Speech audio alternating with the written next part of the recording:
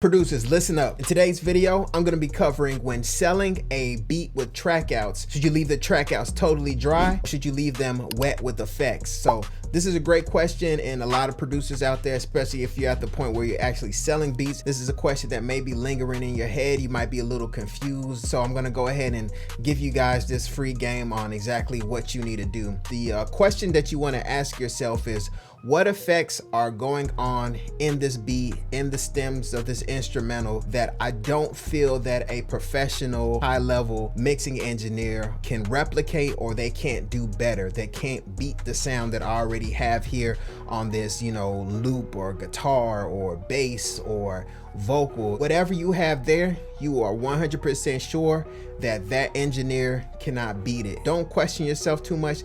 Don't overthink it. Just listen back. Is there this, crazy effect that you got in, Portal or some type of third-party plugin that you found online, and you're like, man, this sounds crazy, but you've heard somewhere on a message board that, whenever you're sending a beat to a professional engineer, make it totally dry. Now you make it totally dry, and now the engineer has to waste time, trying to replicate that sound that you already had there, in your DAW. They're trying to, redo it, remake it, and try to get, somewhat close. That's the thing that was going on with the FL Studio soft clipper. A lot of engineers were trying to remake that sound, get that sound, and a plugin company called Swap Digital, they came up with something called Orange Clip. So all the engineers who don't use the soft clipper have the opportunity to get that sound. So some producers out there cooking up in their bedroom, and somewhere in Memphis or somewhere in London or whatever, was probably told by someone,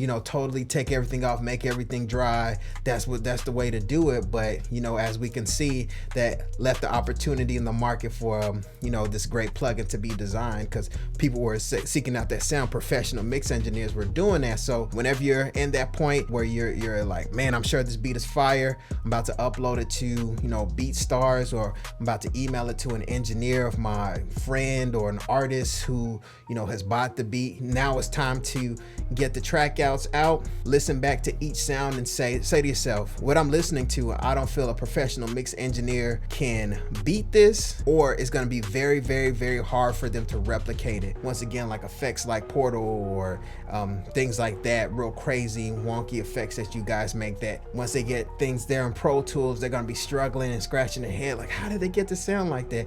Then they might have to email you to tell you to send a wet version, or if you're feeling like it and you're unsure, maybe you could do wet and dry.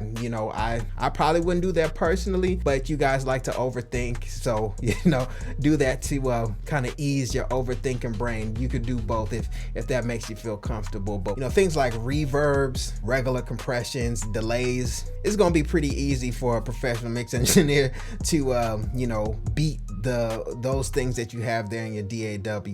There's a lot of them have outboard gear that they want to use, things of that nature, or just a special way that they use things in the box, in the DAW and Pro Tools to get your get the song to the highest level possible. Guys, don't overthink it. Once again, I gave you those tips, so make sure you use it the next time you track out your beats and want to give it to your recording artist, friend, or associate who's at the process where they actually need those track outs. So let's keep this conversation going. Let me know in the comments, have you ever sold a beat with track outs? If so, what's your method? What do you like to do? And for all the professional mixing engineers who follow me, if you run across this video, let me know also, what do you think? What's your opinion these days? Currently, how do you want things to be done? So keep the conversation going in the comments, guys. Make sure you hit like and subscribe.